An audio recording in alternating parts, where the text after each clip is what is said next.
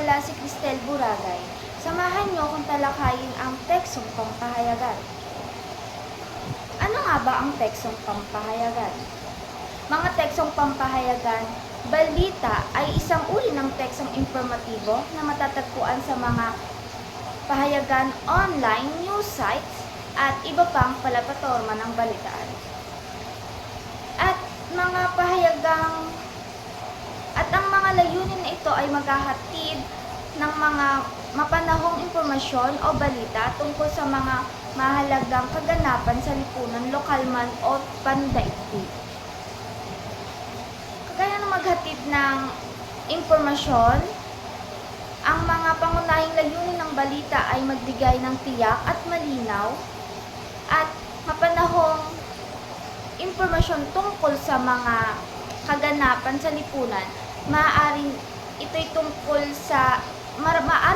ukol sa political, ekonomiya, kalamidad, edukasyon, sport, at iba pa. Sa mga pamamagitan ng balita, napapaalalahanan at napapaalam ang mamamayan sa mga mahalagang pangyayari na maaaring magpaapekto sa kanilang buhay o kapaligiran.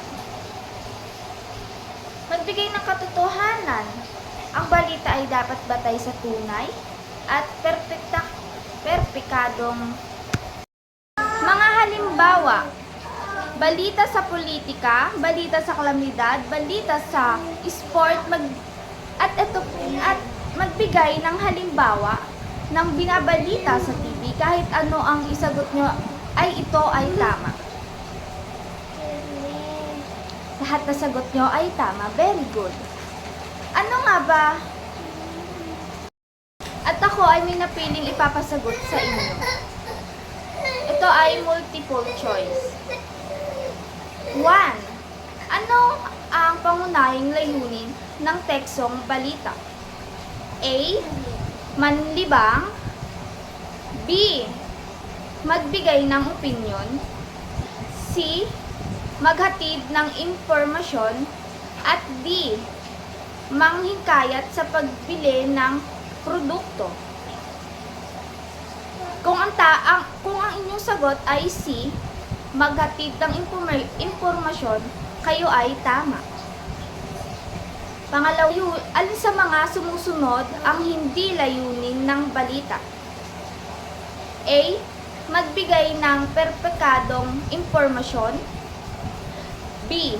Magmulat ng kamalayan. At C. Magkwento ng katang-isip. At D. Maghatid ng mahalagang kaganapan.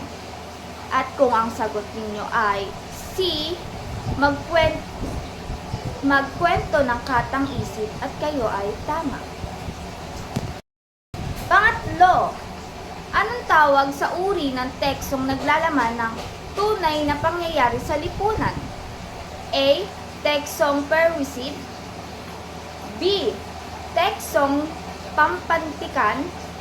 At C. Teksong pampahayagan. At D. Teksong deskriptibo.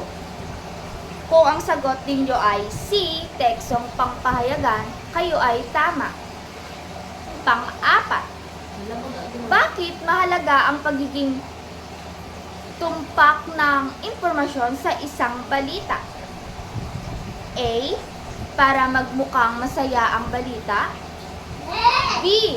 Para hindi mainip ang mambabasa. At C.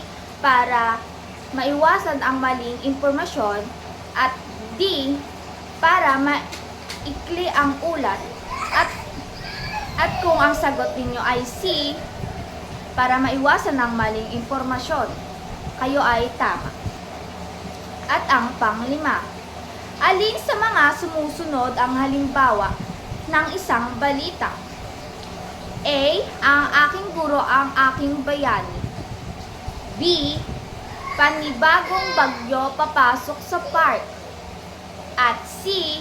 Bakit mahalaga ang pagbabasa? At D. Ang paborito kong aklat. At kung ang sagot ninyo ay letter B, panibagong bagyos papasok sa park. Para namang sa karagdagang gawain, kopyain lamang itong link para mapunta sa susunod na gawain. At pangalawa, mag-QR or i-scan lamang ang QR code na ito para mapunta sa pangalawang gawain. Yun lamang po. Salamat.